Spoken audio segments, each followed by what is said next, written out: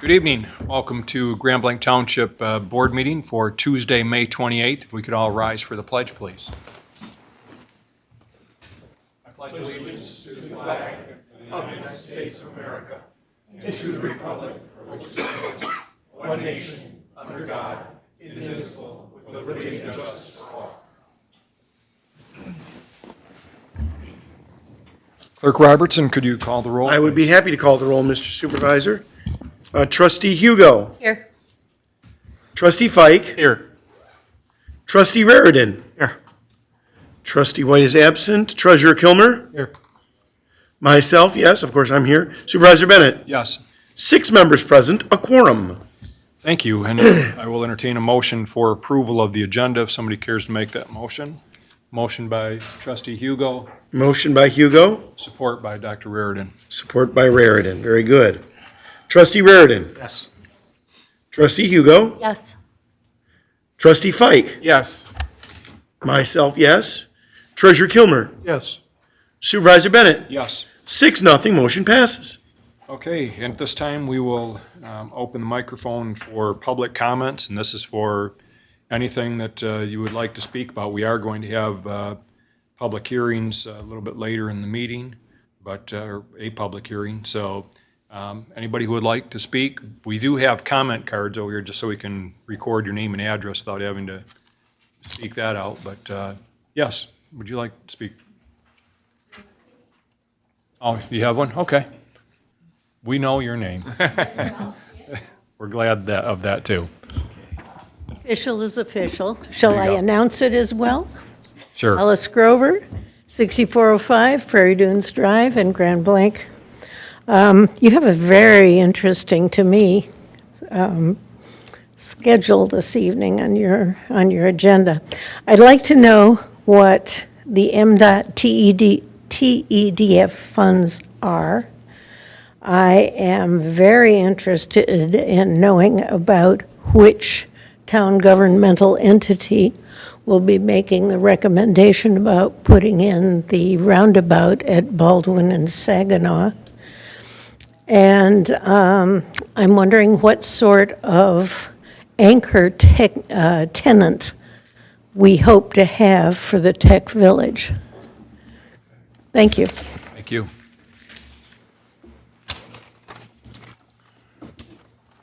Okay, anybody else have public comment they'd like to make?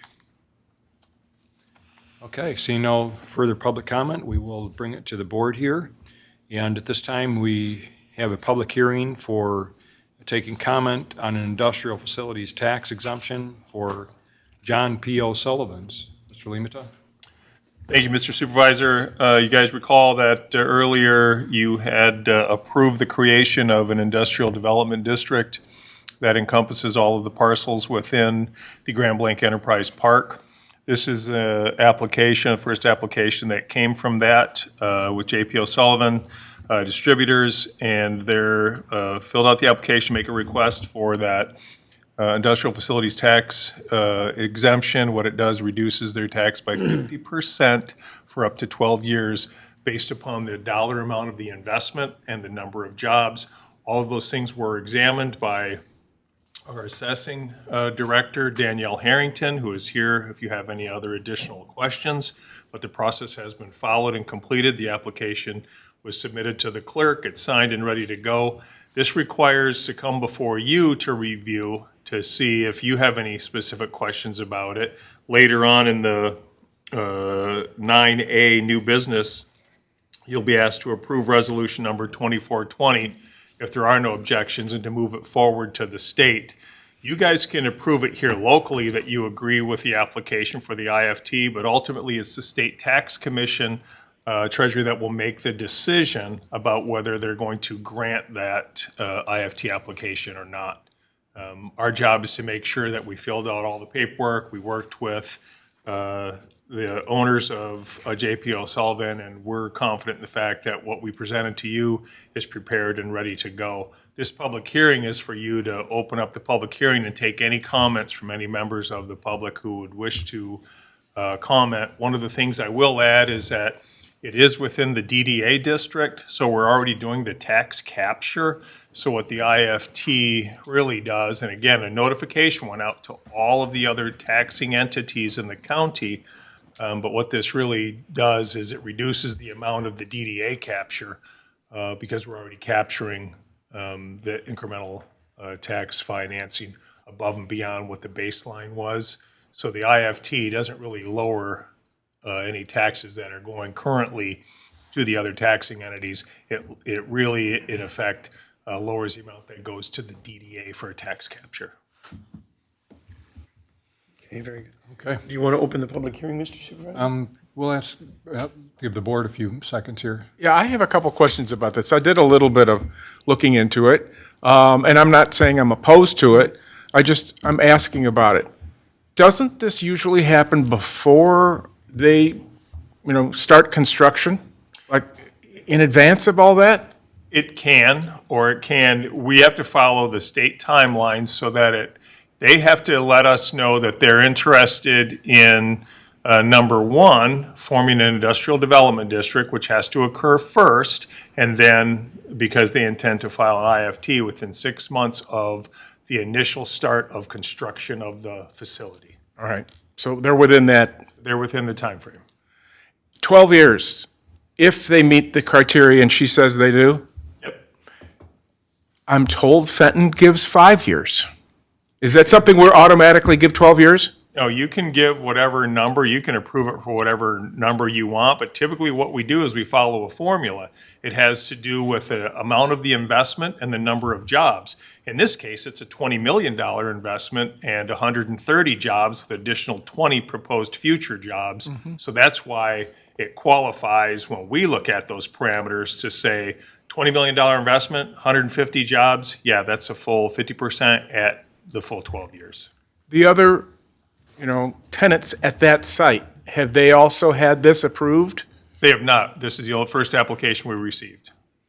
And could it be in the future, say for Tech Village, that we couldn't, approve something right at the get-go for everybody? If they met that, so that we didn't have to go back each time, to say, all right, let's do an IFT for them? No, it has to be, they have to be the driver of this, every individual, because it has to be a qualifying business. Not every business qualifies. You want to build an office complex, it doesn't qualify. Oh. It has to be very specific to what the jobs are, what it is. This is warehousing and distribution qualifies, how many jobs qualifies, investment qualifies. So there's a whole list of things that you have to go through in the application process. I should have brought my book. I could have held it up and showed you what you got to go through to review the application. But the state will do the exact same thing. So it has to be a qualifying investment. It has to, it has to be one of those that fits that.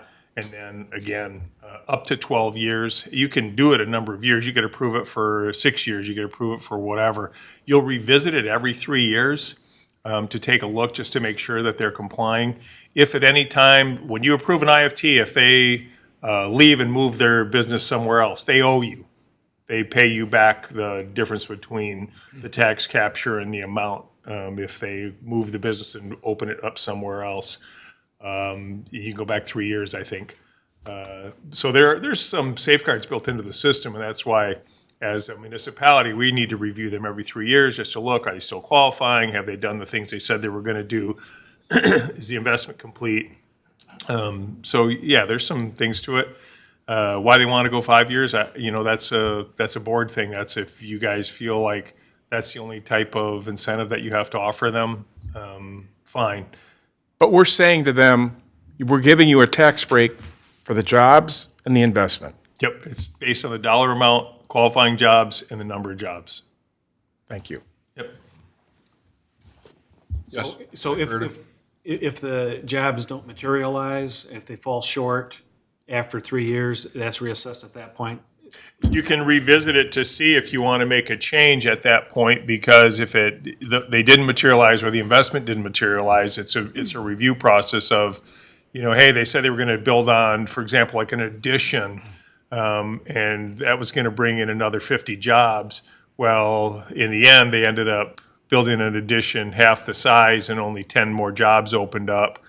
We made our decision based on this, so during the review process, you can alter, and then it still goes back to the state for review. Okay. Okay. Any other comments before we open it up for public hearing? Okay. 6:10 PM, Mr. Okay. Supervisor. We will move to our public hearing then. So if anybody would like to speak on this issue, we'd entertain them coming forward. Anybody wish to speak? Okay. Seeing nobody wish to speak on the topic, we will close the public hearing at this time. Okay. And any further comment from the board?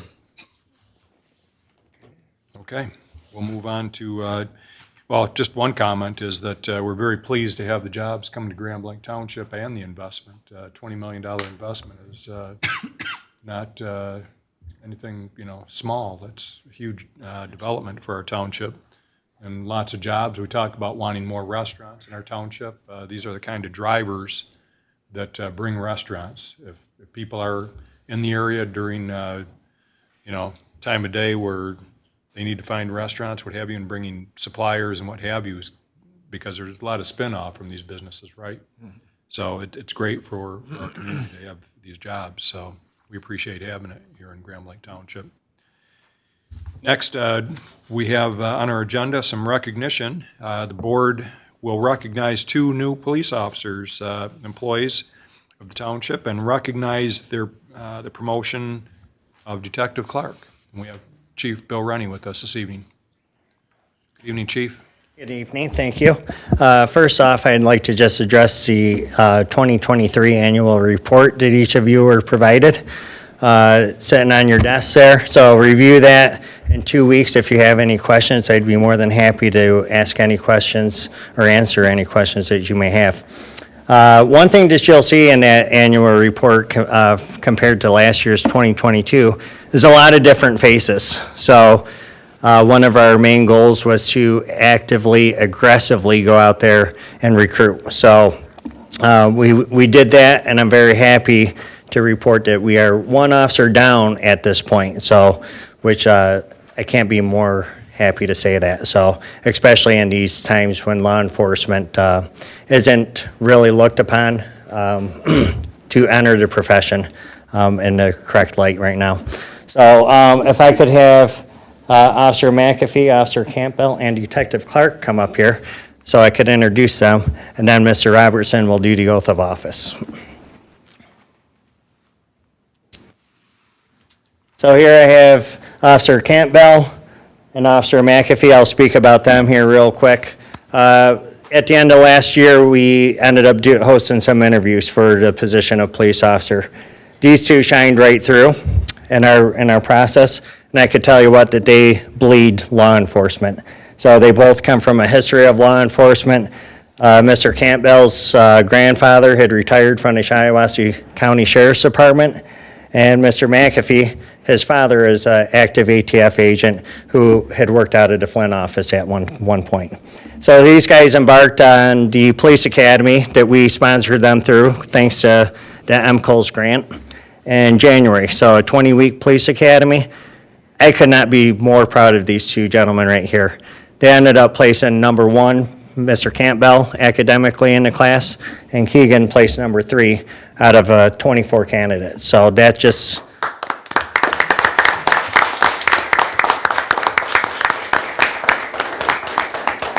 It just goes to show how people want to join our police department and the type of quality candidates that we're getting and that we're taking. We are still turning people down who want to come to Grand Blanc Township based upon our reputation.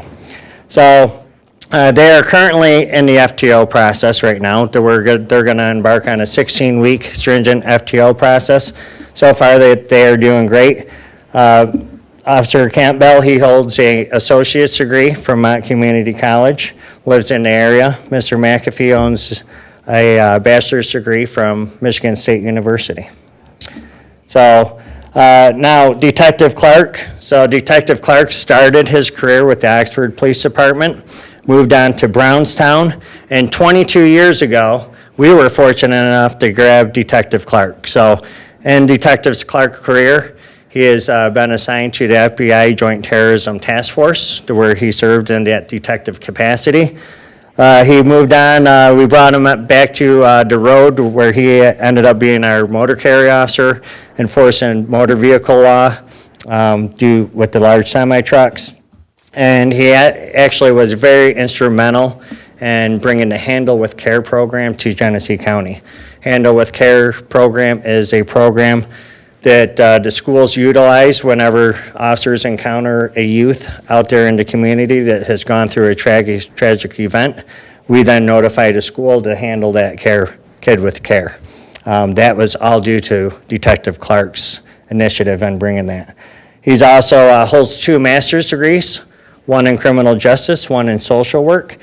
And we recognize that he would be a great asset for peer support. So he is actually getting our peer support program up and running. We've already actually utilized Detective Clark in a couple of our critical incident stress management debriefs. So I'm just very proud of these 3 men right here that stand before you today.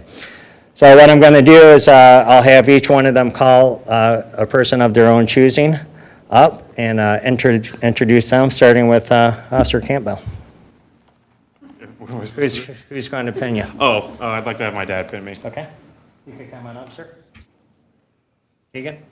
I'm going to have my dad pin me as well. Dave? Oh, wait. Okay.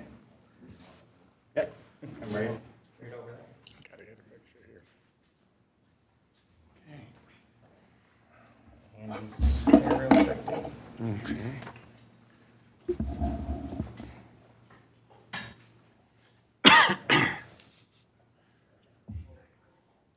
Shall I administer the oath now? Or Yes, you after? can. Well, Go okay. ahead.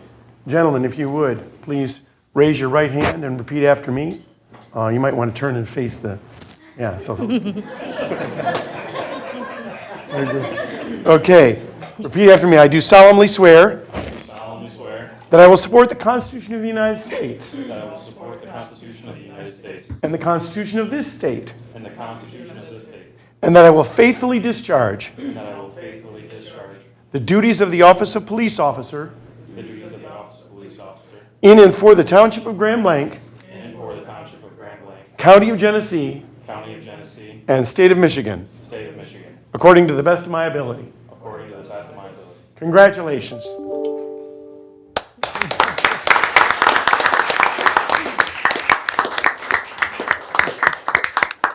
Thanks first.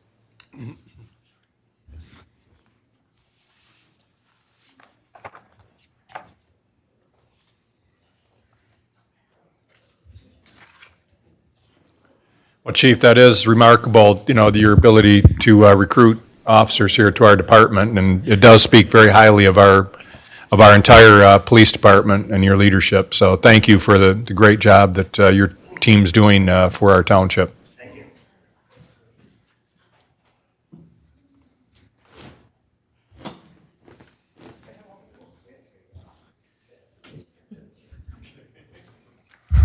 They're tough, Jen, especially under pressure.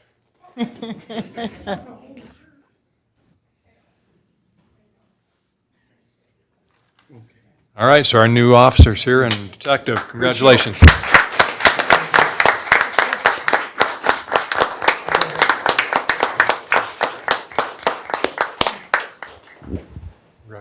Congratulations, Detective. Congratulations.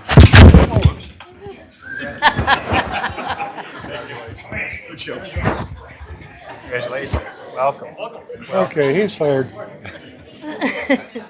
Okay, do you want to give a few minutes to clear the room? Sure. No, I know everybody that came to the meeting came to see us, but if you wanted to step out because you came just for the swearing in, we aren't going to hold that against you. So we appreciate you allowing us to have one of your family members or friends serving on our police department, so thank you.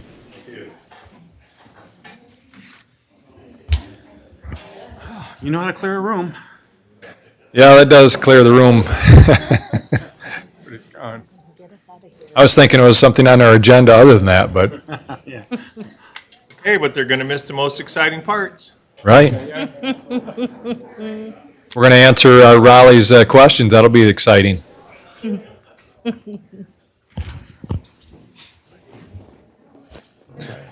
can tell she's reading the agenda packet.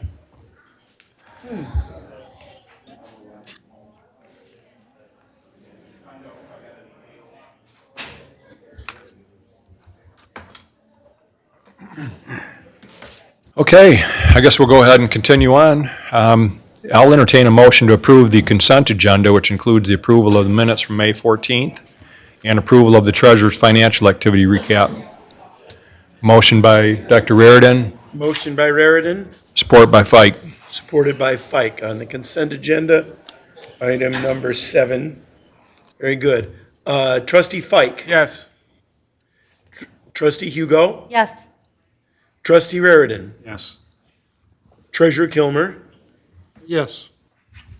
Myself, yes. Supervisor Bennett. Yes. 6-0, motion passes. All right, thank you.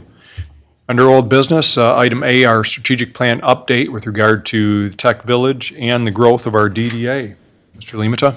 Thank you. I wanted to provide a brief update. As you know, as part of the board's strategic plan, we do have the Tech Village and DDA growth as something that the board wanted us to pursue. Obviously, you're going to, in a moment, be asked to consider a resolution that kind of highlights some of the growth that's taken place with the move of J.P. O'Sullivan Distributors moving into Grand Blanc Township into the awesome Grand Blanc Enterprise Park. But the Tech Village, we haven't talked about in a little bit, and I wanted to just provide a brief update on that. You'll see in the packet that I included just the last meeting minute notes from May 13th of our Tech Village Design Progress meetings to kind of give you a feel for where we're at, including, which I think is one of the most important things, is the master deed and master plan. The attorney for Sawaza LLC continues to work on that, and we're looking forward to seeing that come in, because once that comes in and we see some of the parcels that they've carved out, you'll be asked to take a look at some of those for an industrial development district as well. So we have another tool in our resource kit that will give us the ability to offer additional incentives, much like we're offering this evening, or considering this evening.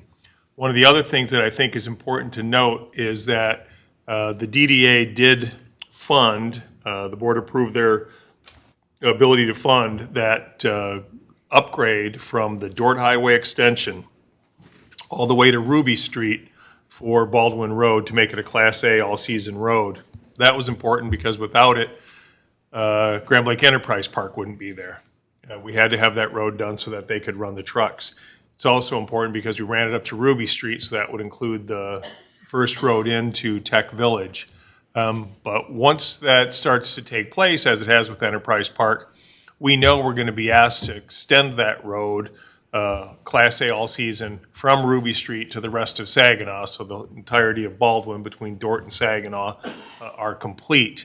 One of the reasons being is that the truck traffic that goes into the industrial side of Tech Village, rather than encourage them to go out through that mixed-use development, which will be more residential, retail, office space, restaurant kind of a concept, we'd rather those trucks came out onto Baldwin and then approach down Saginaw.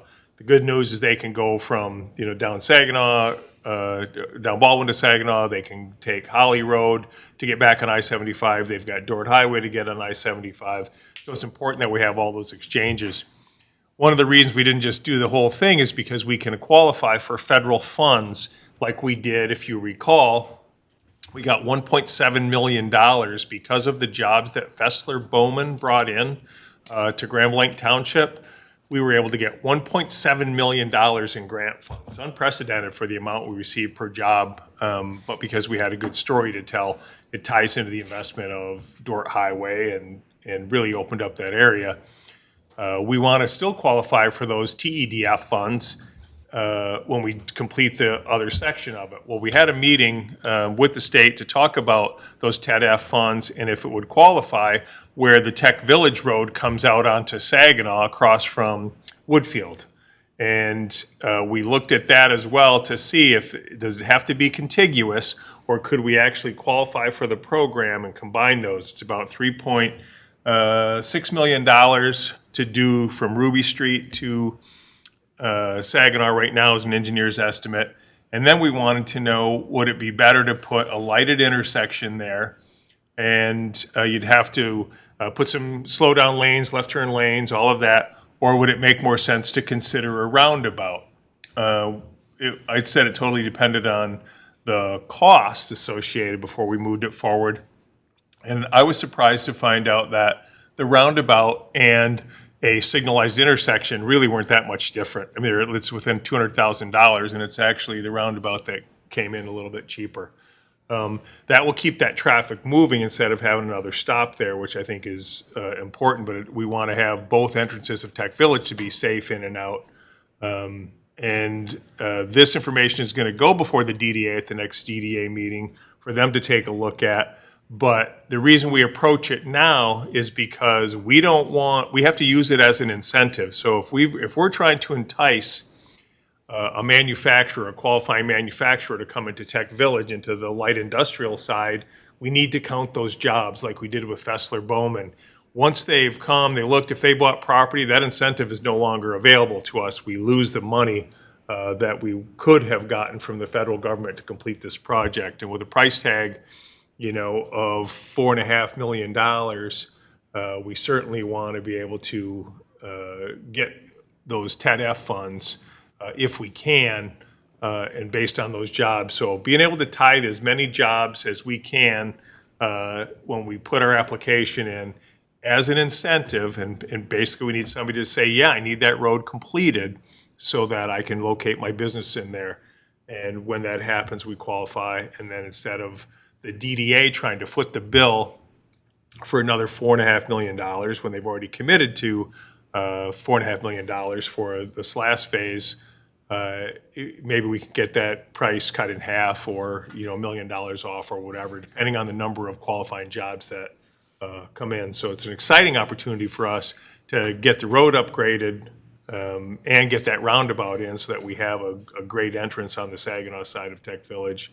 I wanted you guys to see that because, like I said, we'll present it to the DDA. You won't see any action on it until we have qualified employers that we're using this as a carrot to get them to locate into Tech Village.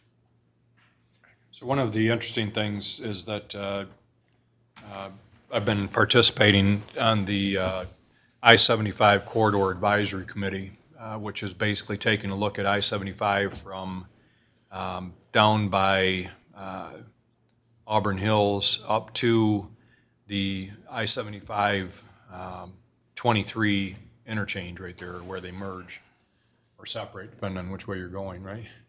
And so anyways, obviously Grand Blanc Township has several overpasses and several exits off of 75, right?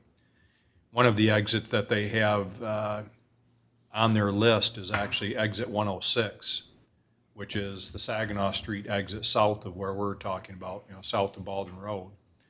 They have that exit as well as the one in the Waterford Dixie Highway exit down in Oakland County area. Both of those have left exits off the expressway, which is very dangerous and outdated. You don't see very many exits where you exit the expressway on the left-hand side. So they're taking a serious look at both those exits to see what they can do to bring those into line with where the rest of what they like to see on I-75.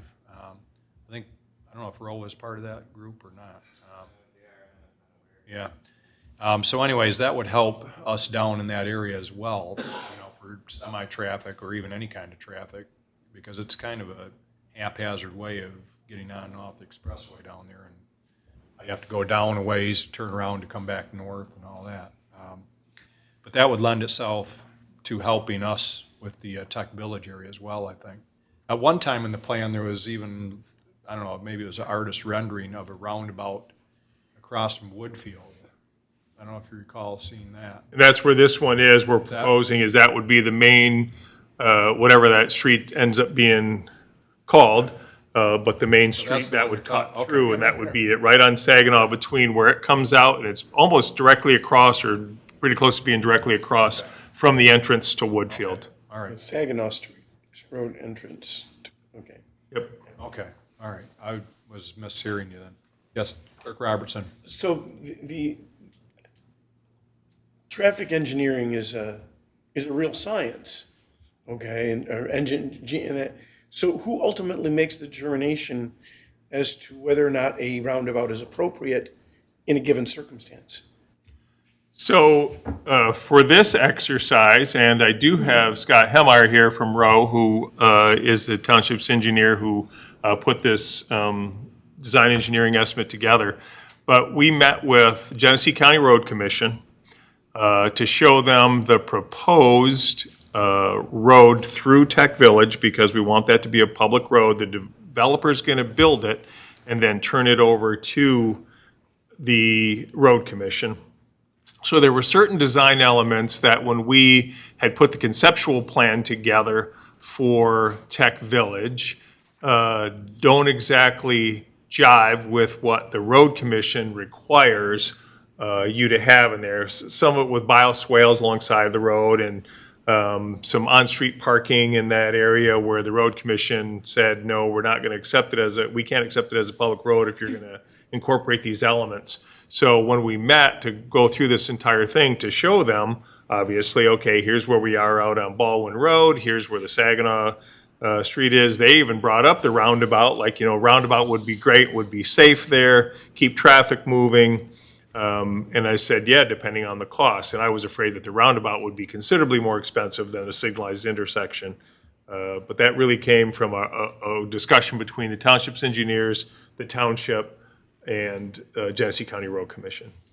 One of the things, I know that the County Road Commission did a study, I think, last year or the year before, and I think Rowe actually did the study for the Road Commission to look at the entire county to see what intersections would be most beneficial to have a roundabout. Some people were pleased to know that Grand Blanc Township didn't have any more on, at least anywhere near the top of the list. Other people were probably disappointed, depending on where you stand on roundabouts. But what's that? Including you? That'd be me, I'd be disappointed. I love them. Yeah. Okay. Yeah, go ahead, Mr. All right, Dennis, I just want to clarify for my own brain. So the developer's going to build the road, Correct. and is that in the process or nearing a start date? This is, we're undergoing right now the engineering for the road. So simultaneously, and that was the public-private partnership agreement that the township made with Suwaza LLC, the developers, where we're working simultaneously. Rowe, as the township engineers, is doing both designing the road and designing the water and sewer through there, because rather than have them hire their own engineering company, and then we're kind of tied together and trying to figure out who's doing what as we go through. We did the public-private partnership. Rowe's working for us through this entire process. Suwaza pays us to pay Rowe. It's a pass-through for us. And that's so that we can have those things designed simultaneously. That's important because we're going to have to build them simultaneously. We need to make sure that the road is going where the road is going before we can decide where our water and sewer mains are going to go through there as well.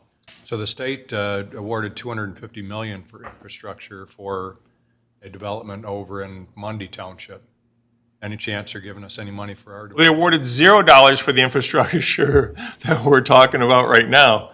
It would be great if we had some, but it's always been our contention from back before we even formed a DDA that if a developer came in and was willing to build the road, that we would be willing to put the water and sewer in. Obviously, that became much more feasible when we formed the DDA and started getting the tax capture that we have, because the DDA will fund it 100%. It doesn't cost the township taxpayers any money, because it's just money that would have been sent otherwise out to other taxing entities across the county, which now we're able to do that tax increment capture, keep it here, and pay for public good improvements like this. So it's kind of a big deal. Well, the water and sewer actually benefits us because by having them on the system, the economy of scale will benefit all of us as well.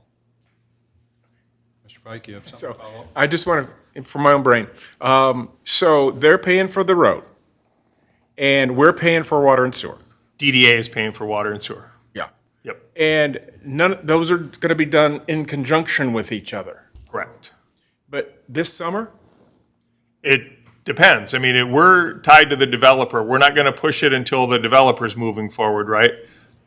So it goes back to the developer. We're getting close to finalizing the design engineering phase. I know they have had a ultimate end user that looked at a 12-acre parcel off of Baldwin Road. So we know there's interest there for them. It's all a matter of it all coming together at the same time. But they'll have to put the road in, before we would make a commitment to move forward. And again, that would go, once they're prepared, fully engaged, they're prepared to move forward. We've got all of their master plans submitted to us about this is what we're building, this is where the road's going. Then I'll be much more excited to present to the DDA about let's get the water and sewer moving, and we can start planning out that whole thing. It'll come before the board anyways, so you guys will have an ultimate say on how that moves forward. roundabout's a whole separate project. That would be a part of the Baldwin Road project. The Road Commission will really be the application entity for doing that TED-F funding project.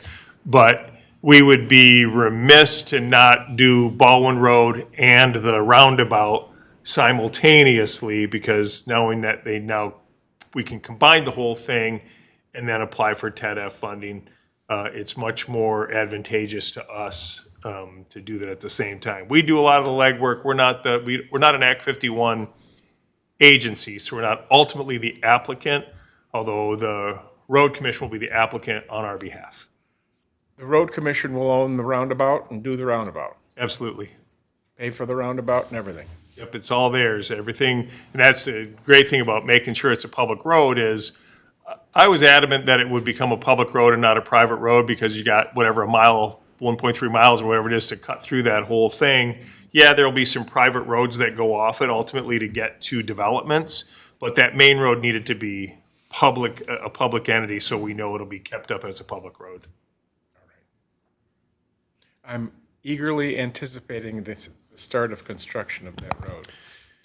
Well, the one Yeah. thing that people have to keep in mind is that, we work with developers, but the developers have their own timeline that, sometimes it isn't as quick as, all of us would like, or the general public. I mean, we can see that with various construction projects, whether it's the former Kmart building in the city that everybody, hey, we need to get the stores in there. Well, the developer has their timeline, the tenants have their timelines, and investors have their timelines. And it's really, spectacular when all those things come together and the investors, the tenants, all the engineering, all that happens. But it's kind of a symphony of things that have to happen. And so, with the development that size and the investment that we're talking about, the priority is getting it right.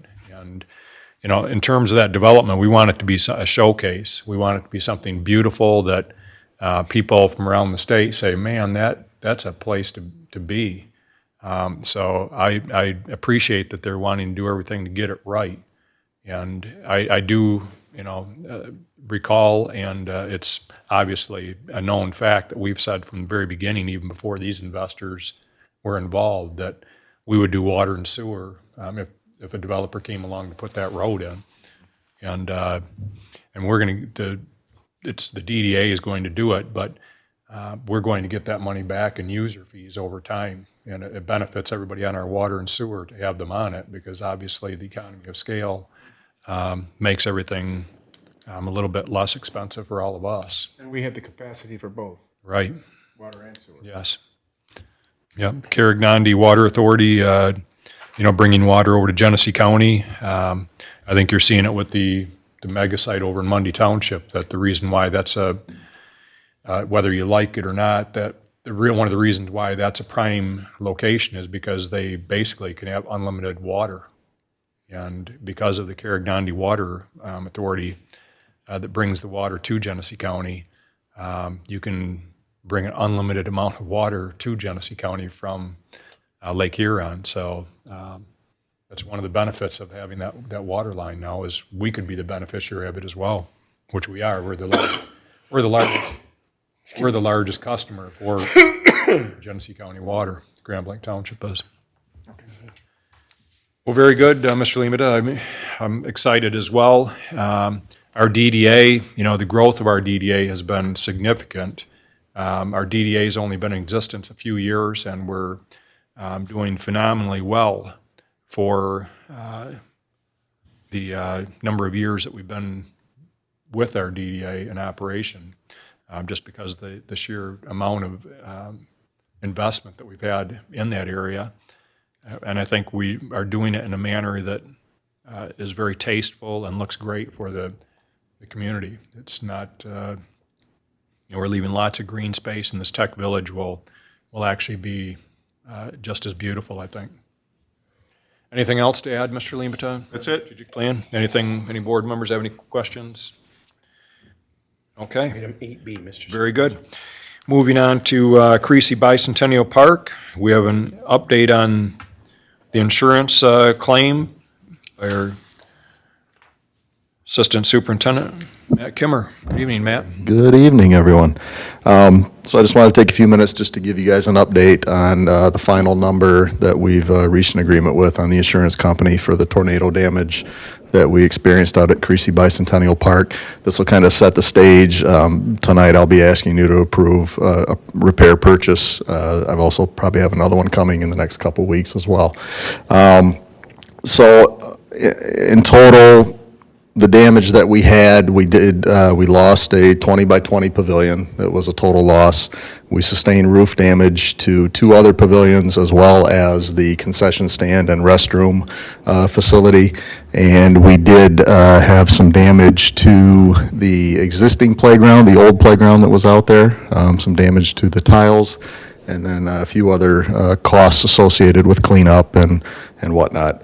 So the final number that Travelers settled on with us for the total replacement cost is $102,266.82. So far to date, they have paid out just over $50,000, $50,614.95. We have a total recoverable depreciation amount of $46,000 remaining. That basically means that amount can be recovered once we replace the roofs or the pavilion that we are missing. So in all total, $102,266 was the amount with the insurance company.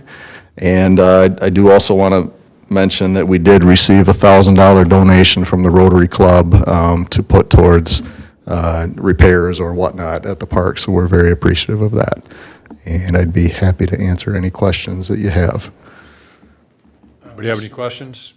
Clerk Robertson? Here, why don't you pull your presume- microphone over, Dave, so they can hear you. I presume that we reached resolution on the, what was it, the warped shingle issue, Mr. Limita? Or the bent shingle, or what was the issue that was the Brittleness test? brittleness test? Excuse me, I remember it from the last board meeting. I couldn't quite remember the exact vernacular, but Well, I did enrolled, they relent on the issue of the brittle shingles? I or- enrolled in brittleness shingle school, and no. Yeah, we had a conversation, and they decided to agree with us that the brittleness test was an unscientific method, and we moved beyond that. So we're good to go. Did, yep. I hope they follow their precedent with future claims as well. We'll see about that. But very good. I'm glad that your resolution was reached and that we've got a happy ending. Yeah, we feel good about it. Yes. Thanks, Matt. Thank you. Thanks, Matt. He's done a tremendous amount of work on pulling this all together. Multiple trips out there with insurance adjusters. They looked at their roof, I think, 3 or 4 times to conduct brittleness tests to see how hard you could bend a shingle. I'm not. Okay, Deal. all right. Okay, under new business, business, number item A, 9A, the board will consider a motion to approve resolution number 24-20 for the industrial facilities tax exemption application for John P. O'Sullivan Distributing. Mr. Limita? The good news is that we have the representatives from JP O'Sullivan here this evening. We're going to ask them to come on up to the podium along with Assessing Director Danielle Harrington. Again, just to reiterate the fact that we're really excited to see JP O'Sullivan building here in Grand Blanc Township. We think it's an amazing addition to the offerings that we have. We love bringing the jobs in. If you've seen been dealing with them, it's been nothing but class from the first time they walk through the door. Plan submittal, you name it, it's been fantastic. Working through them with the signage, some issues with, not really issues, but, what we could do to help them have a little bit of pop on that highway when everyone's blowing past it at 80 miles an hour. I think they've come up with an amazing solution. Again, we're really excited. They've been nothing but a joy to work with. We're so happy to have them here. But we wanted to give you guys the opportunity to ask any questions that you have, and I know Joe will be happy to answer those questions for you. Yeah. Good evening. Here, if you can, Danielle, if you can pull that down. There you go. Good deal. Here now. My name is Joan O'Sullivan Butler, and I am the president of John P. O'Sullivan Distributing. We are a family-owned beverage distributorship founded in Flint in 1976 by John O'Sullivan, my father, second generation owners today. And the primary products that we distribute are well-known beers and seltzers, Miller Lite, Coors Light, Sam Adams. We do White Claw and Truly. We also do a number of non-alcoholic products, Prime Energy and Alani Energy drinks, and then we do some waters. Zen Water is one of our newer products, and we hope to continue to grow in both beer, seltzer, and non-alcoholic products, which is how we ended up here. We currently employ 130 people, and our warehouse drivers and warehouse workers are Teamsters 332. We also employ salespeople, merchandisers, and front office staff.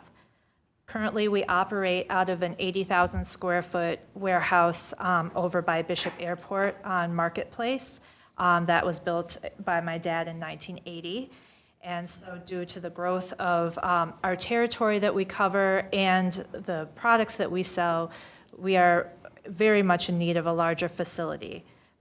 We've looked for several months throughout Genesee County to find land available. And because of the investment in Grand Blanc Township over on Baldwin Road to do the Class A roads, we really found that the Enterprise Park was the best place for us. The location, it's a turnkey location with the sewers available, high-speed internet, water lines, everything we needed to build. So we're very excited to be building in Grand Blanc Township. This new warehouse will be 210,000 square feet. You mentioned it was a $20 million investment. It will enable us to maintain our current staff of 130 people, and our goal is to grow the staff by at least 20 jobs. The last piece of assistance we are seeking is the granting of this IFT to make the new building a reality and to help with the cost of the relocation from Flint. I'm happy to answer any questions. Okay. Thank you, Joan. Anybody have any questions? Dr. Riordan? I just have a comment. I mean, I support this, and, these folks are coming to us. We offer this, and I just want to say I'm supporting it. Yeah, okay. Okay. Any other comments? Is a motion in order, Mr. Supervisor? Well, I think so, absolutely. Well, I would be happy to make that motion, Okay. Supported by Ms. Hugo. supported by Ms. Hugo on item 9A, Resolution 2420. Trustee Raridan. Yes. Trustee Fike. Yes. Trustee Hugo. Yes. Myself, yes. Treasurer Kilmer. Yes. Supervisor Bennett. Yes. 6-0, motion passes. Okay, and thank you again, Ms. Butler, for bringing the business to Grand Blanc Township. We're pleased with the investment, with the jobs, and what it means for our community. So it's a beautiful building as well. And I've been of the contention when we talked to the developer out there, it's like, Mr. Limita, I don't want any ugly building alongside 75. That's too beautiful a piece of land. And so it's very nice that we have such a great-looking building that you've put up there. So thank you for that as well. Thank you, and we look forward to working with you all, so thank you. All right, thanks. 9B. Okay, item 9B, the board will consider a motion to approve row PSC to provide construction administration, staking, and record drawings for the Fenton Road Sanitary Sewer Upgrade Project for $79,500 and authorize the Township Superintendent to execute all related contracts and documents. Mr. Supervisor and Board, I just want to give you guys a heads up that Assistant DPW Director Greg Boggs will be playing the role of Al Cooley, Director of Public Services this evening, because our DPW Director came down with a virus about a week and a half ago, and he hasn't quite recovered his voice yet. So he asked me earlier today if it was okay if he didn't try to come here and talk, because you wouldn't have been able to hear him anyways. So I just, thank you, Mr. Boggs, for stepping up. Thank you. Good evening, everyone. This is just a standard construction administration contract that we bring forth to you after we bid a construction project. So the Fenton Road Sewer Upgrade Project was awarded a few weeks ago. I think I put it in the board packet. This is for row to provide construction administration staking and as-built drawings. If you have any questions, Sky Hemeyer with Rose here to answer your question. Any questions for Mr. Haymeyer? Last year, the question was when we started the project, hey, is that a new subdivision going in there? No. Off Fenton Road, because it was such a beautiful entrance that you guys made there for the sewer line. And so anyways, this is going to go down Fenton Road. Actually, second phase of that project, it'll finish this part up, free up a lot of capacity. Any thoughts on will traffic be disrupted along Fenton Road much at all, or? Yeah, it'll be down to one lane, and they're gonna be working on, what was the other, they were gonna send a detour down our way, and we work with the road commission. Revise the detour, so it's gonna go up to Hill Road. Up to Hill Road now. Hill which Road. That project should be completed now by the time this starts. There's been a delay with Consumers Energy, so this project. Which project will be? Fenton Road Sewer, Grand Blanc Road. Will be completed? Should be back open, I believe. I think that was going to mid-July, and this is now going to start mid-July. So, Okay. it'll We'll have be a to stay little on the road release. commission. Yeah, so. One thing, while we have both of you guys here, and I know it's not related to this, but, we could probably do it a little bit later in the agenda, but, those silt screens that they put over the sewers, part of the problem with when it rains is the water backs up into the roads, and I'm sure our DPW's been getting some calls from flooded streets due to those silt things, right? I forget what they call them, but basically Erosion measures. they prevent the silt from getting into the sanitaries or into the storm sewers. But it also prevents the water from going in too. That Any is, solution? I guess it's a there's state not, state requirement anyway, so we aren't gonna get around that. watershed clean. and Okay. That's important, so. We just have to let the public know it's not, our sewers are plugged up, it's that the state requires it. Okay. Any thoughts on this project?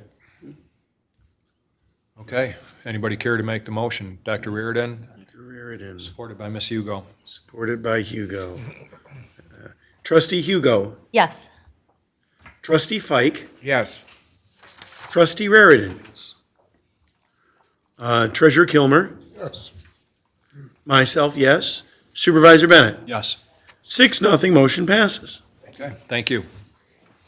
Item C, the board will consider a motion to approve the purchase of metal roofs for the Creasy Bicentennial Park pavilions from Lockhart Roofing in the amount of $50,950 and authorize the Township Superintendent to execute all related contracts and documents. Mr. Kimmer? All right, good evening. So as I'm looking at the agenda, you'd think Greg and I probably have a bet going to see who can put the most amount of items on the agenda tonight, so we're going to try to go through these one at a time. All right, so the first one, as I alluded to earlier with the insurance claim, we're at the point where we want to replace the roofs for the 3 damaged pavilions.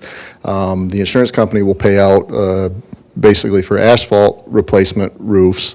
However, the part of our capital plan at the park is to replace these roofs with metal roofs. We had already done that at the Upper Quad Pavilion, as well as the pavilion that was completely destroyed by the tornado.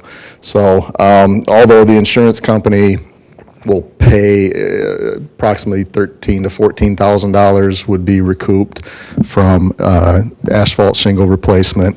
The difference in this amount will actually, it's basically a wash because we're recouping about $40,000 worth in playground tiles for that dollar amount. So it's my recommendation to award Lockhart Roofing the contract for $50,000 or $50,950. They were the contractor that installed the metal roofs on the pavilions that were replaced with metal roofs in 2019. Okay, any thoughts, concerns from any board members? Mr. Lehman, you have any? I think it's just a good idea. You know, we had initially done 2 or 3 pavilions out there with these metal roofs. And it really, like Matt said, it was our intention to continue to do it as we hit the replacements. We didn't know we'd have to do them all at once, but when you have 120 mile an hour sustained winds come through, why replace them with shingles? If we do that, that means we're acknowledging that we'll wait another 30 years and it's going to be a half and half roof. Half's good, half isn't. I mean, if we're going to do a repair anyway, it seems like this would be an opportune time to get those metal roofs done. It's a much more permanent solution. I think so too. Okay, somebody want to make the motion? Mr. Fike, Mr. Fike makes the motion, supported by Ms. Hugo. supported by Ms. Hugo. Trustee Raritan. Yes. Trustee Hugo. Yes. Trustee Fike. Yes. Myself, yes. Treasurer Kilmer. Yes. Supervisor Bennett. Yes. 6-0, motion passes. Okay, item D, the board will consider Resolution 24-21, authorizing the Township Supervisor and Township Clerk to request reimbursements from the Genesee County American Rescue Plan Act, ARPA program. Mr. Kimler? Yep. So this program is relating to the ARPA dollars that were awarded to all the senior centers throughout Genesee County. Update on that project. All of the applications are currently going through an environmental review with the State Historic Preservation Office. We hope to have a determination here by the end of the summer, and then at that point we have to enter into a contract with Genesee County. So it may take some time to get those projects moving forward. But part of this, the county requires an updated signature card to request dollar reimbursements from the ARPA program, and we'd like to authorize the township supervisor and township clerk, as the designees on that signature card, and it requires a resolution. Anybody opposed to us signing for this? Okay, Dr. Reardon makes the motion, Motion by Raritan, supported by Ms. Hugo. supported by Hugo. Trustee Fike. Yes. Trustee Hugo. Yes. Trustee Raritan. Yes. Treasurer Kilmer. Yes. Myself, yes. Supervisor Bennett. Yes. 6-0, motion passes. Thank you. Item E, the board will consider Resolution 24-22 for the approval of a Michigan Liquor Control Commission special license application for the Red, White, and Brews 5K event to be held on June 28, 2024. So this event will be out at Creasy Bicentennial Park. In the past, we've had our summer event, the Luau. So this year, we're trying something different, 5K race, serving a beer after the race, a little bit of an after party. So part of this, a special liquor license is required for this, and a resolution adopted by the Township Board.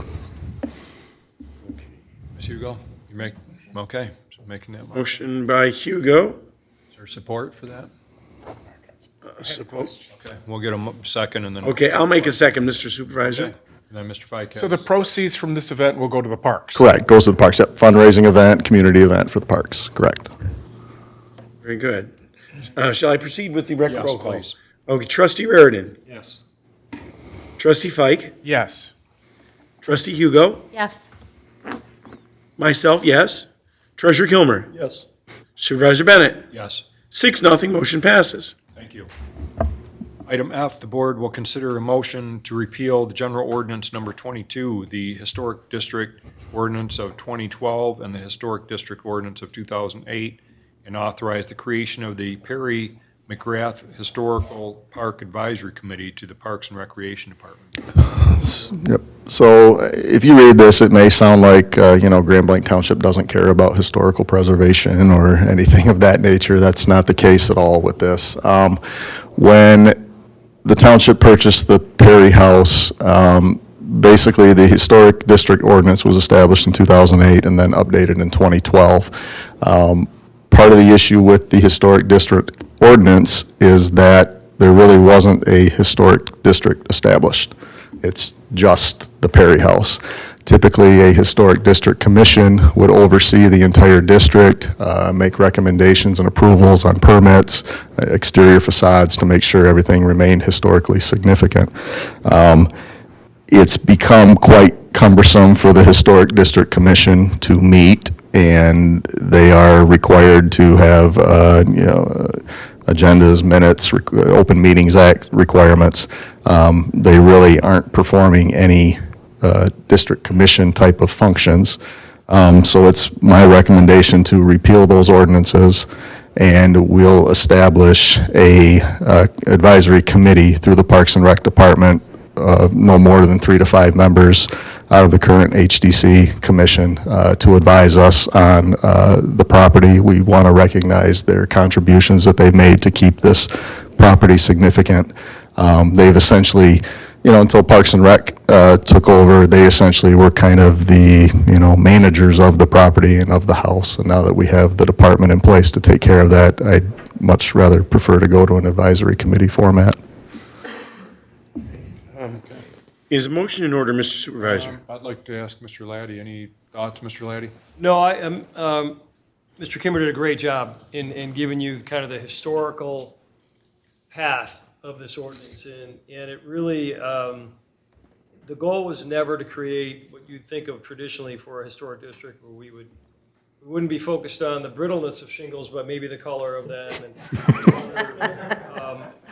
other kind of preservation style regulations, and that was never our intention. We used it really to facilitate, I think, raising money in part for the Perry House, and I think it was successful in a large degree. And then CDBG funds, I think, went there too. So he's got it exactly right. I think removing this and then having kind of an advisory committee was really the pure intent of the original ordinance.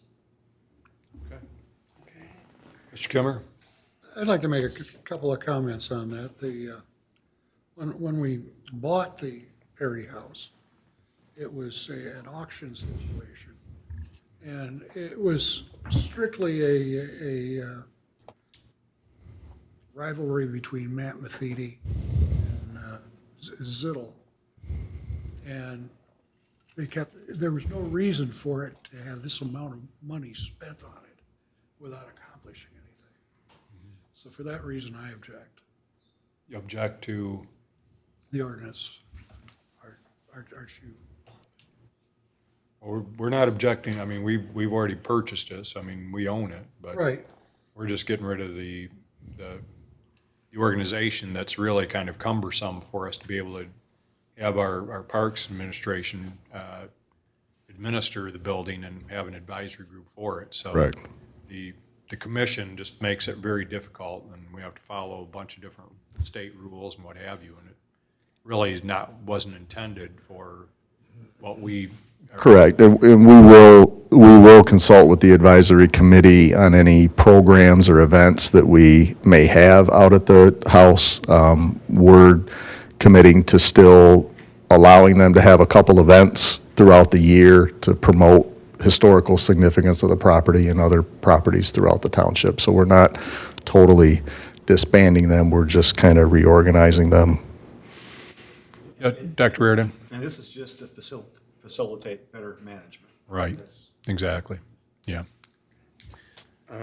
Okay, a motion would be in order. Motion by, Mr. Fike, supported by Dr. Reardon. motion by Fike, supported by Raridan.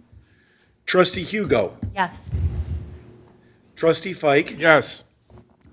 Trustee Raridan. Yes. Treasurer Kilmer. No. Myself, yes. Supervisor Bennett. Yes. 5-1, motion passes. Thank you. Okay, thank you. Item G, the board will consider a motion to approve the proposed construction agreement between the Township and the Genesee County Road Commission to provide road construction services for the Orchard Haven subdivision. Good evening again, Mr. Boggs. Good evening. This is my turn on the round robin, huh?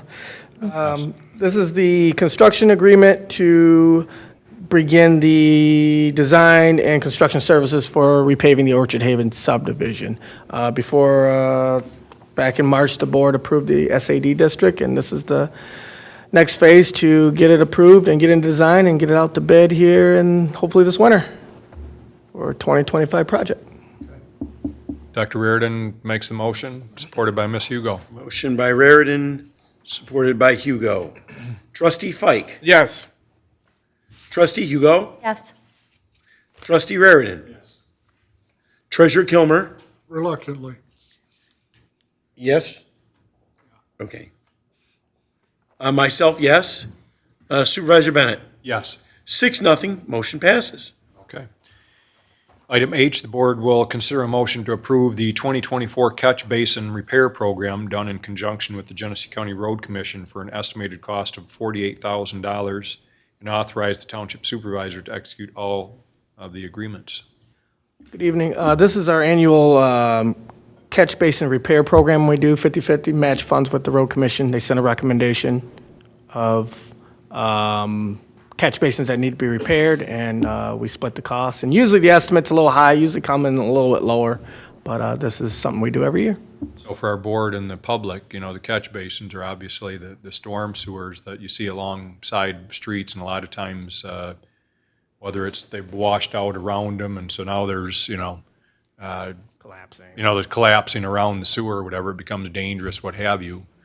We've got a whole list of them, in the township that we make annually. Yep. And I'm sure we can't attack all of them, but we have a priority list of which ones are the worst, and we get with the road commission and our township staff does, and figures out which ones are going to be the priority for this year. So we go in 50/50 on those. Clerk Robertson? Just a very quick question. Refresh my memory in terms of how we identify which ones we do. Is it based upon citizen complaint or the observation of the DPW in their routine work out in the field? Well, it's the road commission, so it's their structure they maintain. So it's the engineering department along with resident complaints. They get them flooded, and then their maintenance staff go out and assess each catch basin and then provide the recommendation to engineering, and they come up with the program. So Very one, good. Thank so you, one Mr.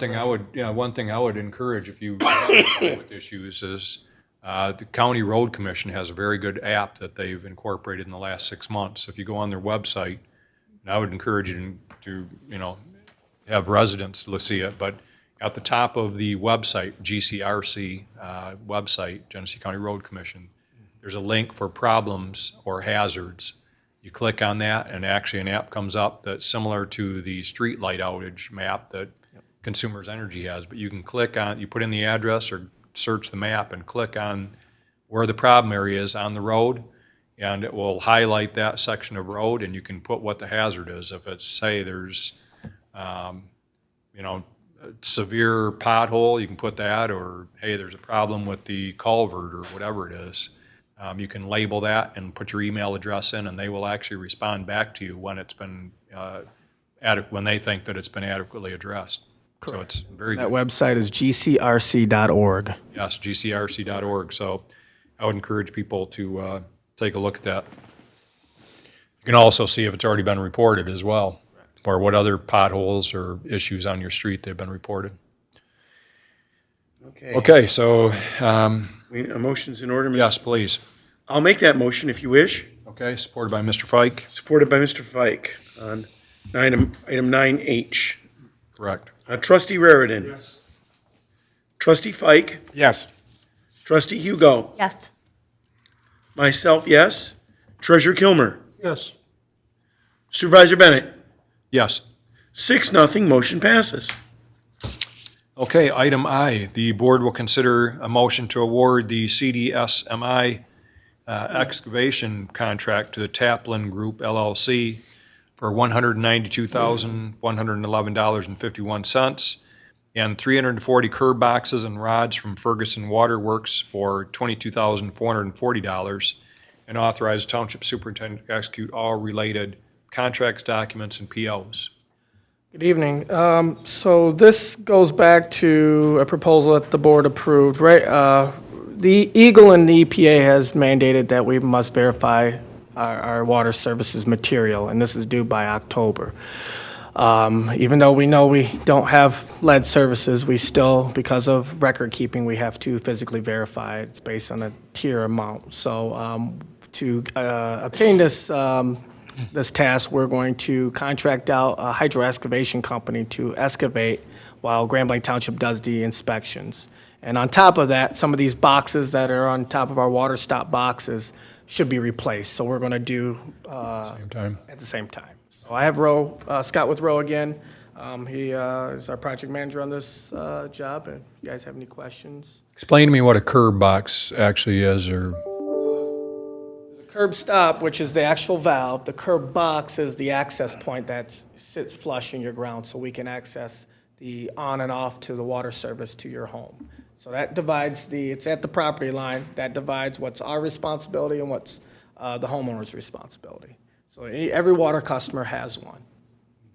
Okay. Mr. Feig? So will customers be notified that you're coming to their house on Wednesdays, so don't be afraid? Yes. Okay. How will we choose which ones we're doing? So the list was randomized, so Yeah, Eagle has a random sampling procedure to do. You plug in all the houses in Excel and it With the spits out. criteria. Yeah, it Okay. spits out random numbers. All right. You take the top 340. Okay. Clerk Robertson? Yeah, just a quick question. I was looking at the information in the packet, and there was a considerable disparity between those who bid for the project, from the highest to the lowest, I think. To what do you attribute the variance? So unlike the last project, I had to come here. We had one bidder. We had a great turnout for this. This is what you want. So this is perfect bid. We had 8 bidders. When you get that much participation, you get some people that throw a number at it. They don't want to put a lot of thought into it. Some other people that'll put more work into it to get their number down. But when you have this many bidders, you usually have a pretty big range like this. And Not unusual. no, this is ideal. Thank you, Mr. Supervisor. Thank you very much. Related to the topic of water lines and connections, so is it required by the county or by the township that residents and businesses use copper as their connection to the water? Is that a requirement we have? It's a county ordinance, so they can't use PEX or something like that? it's metered out at the road, so we can put in a master meter pit, and it makes it private all the way to the home, and we'll allow plastic there. But otherwise, they won't allow it? Exactly. Okay. I had a few residents asking me why we wouldn't allow it, and I said, I thought it was a county ordinance and not necessarily, County and Grand Lake Township. and us too. Is just copper longer lasting, or? It's just a proven material. I mean, most homes have plastic in them, but that's Right. just been our ordinance. Okay. I guess it's more of a rigid pipe. I trust it more. I mean, it's something's time and it's proven. Yeah, it's tried to. People are comfortable with it. Some communities allow plastic, but Genesee County Water and Waste and Grand Blanc Township isn't one of them. Okay, I was just curious. Okay, thank you. Somebody care to make the motion with regard to this? I'll make the motion, Mr. Supervisor. Okay, supported by Ms. Hugo. Supported by Hugo. Trustee Hugo. Yes. Trustee Fike. Wait a minute, we're on J? And item 9I. Aye, yes. With regard to the curb boxes. Trustee Raridan. Yes. Treasurer Kilmer. Yes. Myself, yes. Supervisor Bennett. Yes. 6-0, motion passes. Okay, thank you. Item J, the board will consider a motion to approve the water meter replacement program project management proposal from DLZ for $220,000 and authorize the township superintendent to execute all related contracts and documents. Good evening. Good evening. So this is part of a capital plan that over the last couple, back in 2021, when we were auditing our metering system, we discovered that we had about 5,000 water meters that are just out of date. As you get older in water meters, they read slower, so it affects our efficiency. We also would like to, it's another part of our process of upgrading the water meter, or watering system is going to either monthly billing or bi-monthly billing. And first phase is to get resolution down to 1 cubic feet instead of 100 cubic feet, how we bill in. So we reached out, I reached out to several other municipalities and was referred to DLZ. I have Robbie here with DLZ, and they've done extensive work on water meter change-out programs. It's a daunting task to do in-house. 5,000 meters is a lot. I mean, I think I could let Robbie explain, but they've taken on this task in multiple communities and been very successful on it. So with the meters, I think you mentioned just now, they were able to get closer to the amount, what were the? Resolution. So right now, we read in 100 cubic feet, so that's 748 gallons. We want to get down to 1 cubic feet, so we can actually see leakage, we can provide better customer service, and also, you have customers that are, they don't discover their bill or a leak till a quarter later. Well, Right. get that to monthly or bi-monthly billing. It actually helps us budget better as a township and helps our residents and customers budget. Sure. Maybe either of you or both can talk about some of the benefits of a new meter, what that means for residents as well. Not only more accurate billing, but does it allow us to put some things in place that allows for customers to monitor their water usage a little bit better as well? Yes, so I've been piloting a couple meter programs, different vendors in-house, and one of them is having a customer portal. So I know you guys all have Consumers Energy. You can kind of see your energy usage. Well, now you'll be able to see your water usage if we go with the right vendor. It can alert you if you have a leak in your house. It can save you money. It can forecast where you think your bill's getting too high or too low. It's all around better customer service as a utility for our residents. So we want to get there one day, but this is that would be part of that program, hopefully. Well, I'm sure residents will be encouraged to know that as meters get old, the meters slow down and don't speed up. Exactly. They do not speed up as everyone thinks. Something's wrong with my meter. It's like, no, you're benefited. There's something wrong with your meter. Yeah.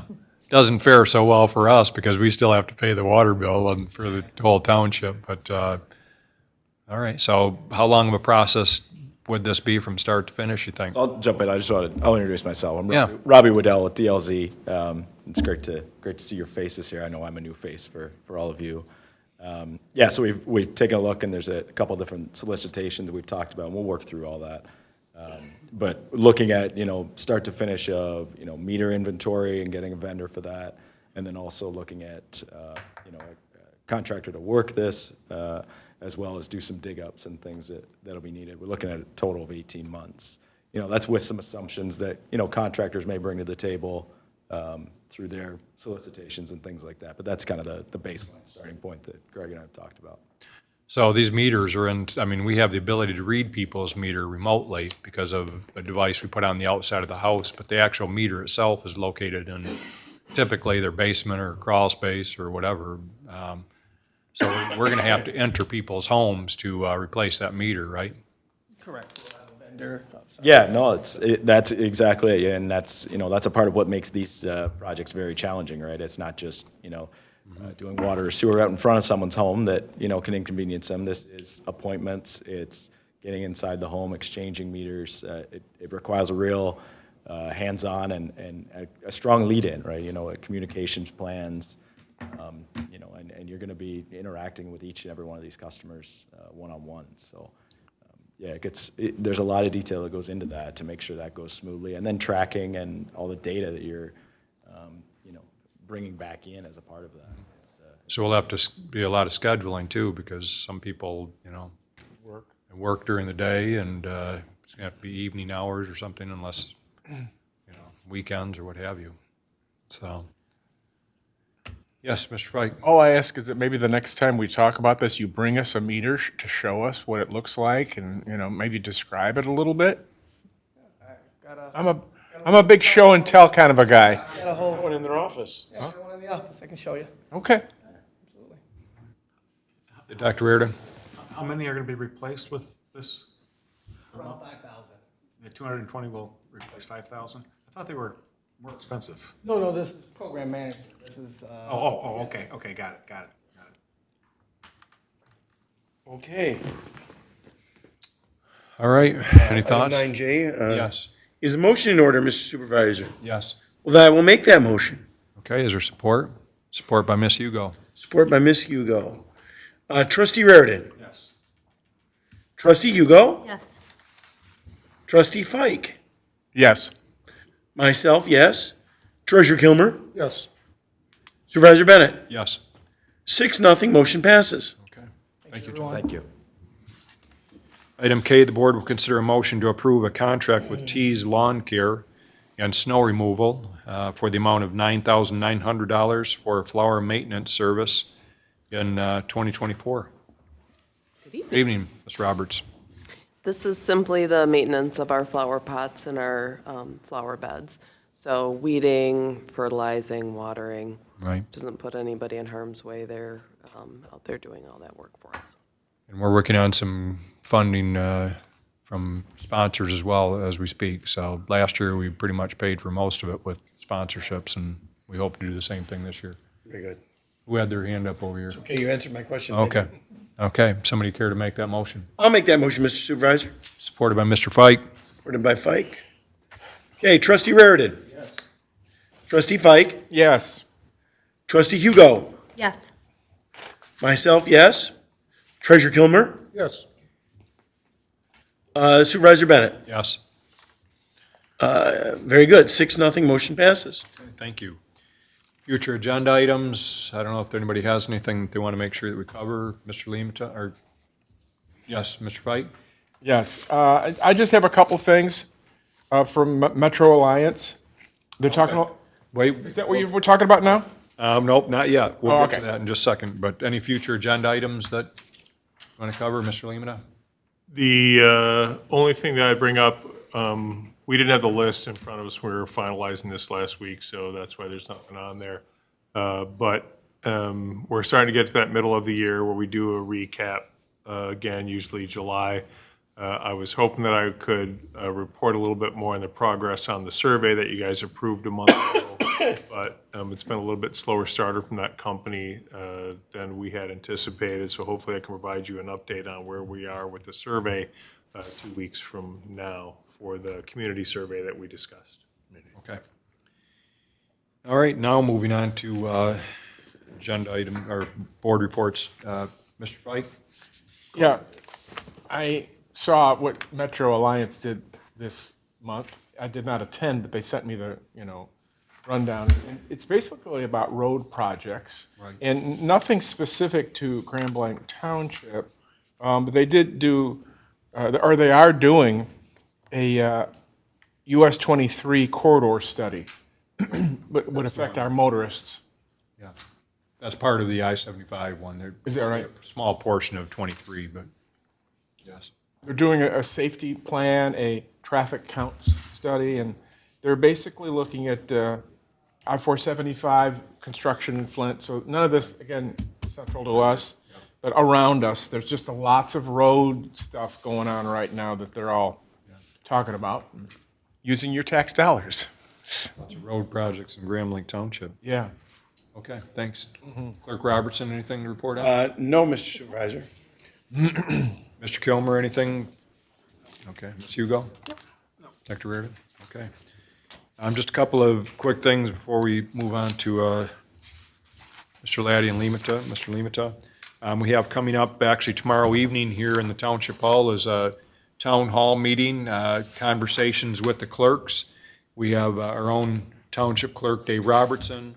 We have Lynn Henry, our deputy clerk, who actually just received, Mr. Limata, what was her award? It's a level 3 certification. That the next one would be a level 4. That would top it out. There are very few level 4 certified clerks in the state of Michigan. So this is a big deal to get through the level 3 program. Yes, it is. Yeah. And she's also, what, president of the She's clerks? president of the municipal clerks of Genesee County and on the board of directors of the Michigan Association of Municipal Clerks. Yes. I am honored to have her as my deputy clerk. Right. And so we have Mary Hopkins also going to be joining the town hall meeting, as well as our county clerk, Dominique Clemens, that will be a part of the panel here. We're going to actually stream it live as well, but we hope that folks will show up for that to ask any of your questions about all the new voting rules and laws and procedures. So they'll be here tomorrow at 6 p.m. to have a little presentation and answer everyone's questions and concerns. I know, election voting rights and the process has been, talked about on a national basis, and I think this will give people the confidence that everybody's, looking for maybe. So we know that we do things well here in Grand Blanc. We sure do. And we want to make sure we communicate that. Even in Genesee County, we do things great, so. With that, again, we had mentioned earlier in the meeting the $1,000 donation from the Rotary Club. We appreciate that towards the new pavilion.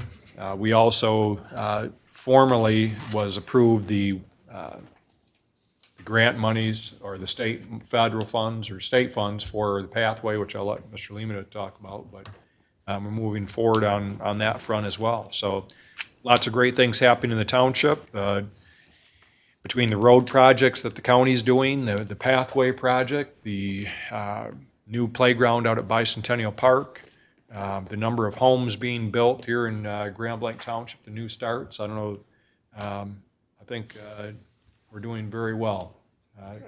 We also had an article that the Grand Blanc View highlighting the whole fact of our unfunded liabilities and what success we've had with that. And the hope is being able to translate that to residents as to what that means for the future of our township as well. So we'll continue to help communicate that.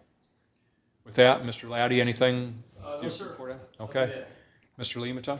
I am going to go into the initial round of negotiations with the Michigan Association of Firefighters and your part-time paid-on-call firefighters. Tomorrow at 6 o'clock, while you guys are gearing up for your conversations with the clerk, I'll be gearing up for my conversations with the union. It is the initial meeting. We can develop our strategy anytime. If you want to go into a closed session to do so tonight, although I think I know, the board's direction, there's nothing, again, these are our part-time paid-on-call firefighters, very important to our overall operation. I told you before that our salary survey shows us to be somewhat out of the market range. We got some work to do, but that's what negotiation is for. We can go in and develop a strategy now, or I can have my initial meeting with the fire department, kind of get a feel for the direction they're heading in, and 2 weeks from now, we could meet to have that conversation about where you would like me to head. So that's totally up to the board. I'm good with meeting first with the union and seeing where they're at. I don't know, is that, Gives us a point to start. yeah. So let's, I'll report back on June 11th. We'll schedule the closed session at that time for negotiations. Hopefully we can put a fine point on it. We have an amazing group of firefighters. We're so happy to have them.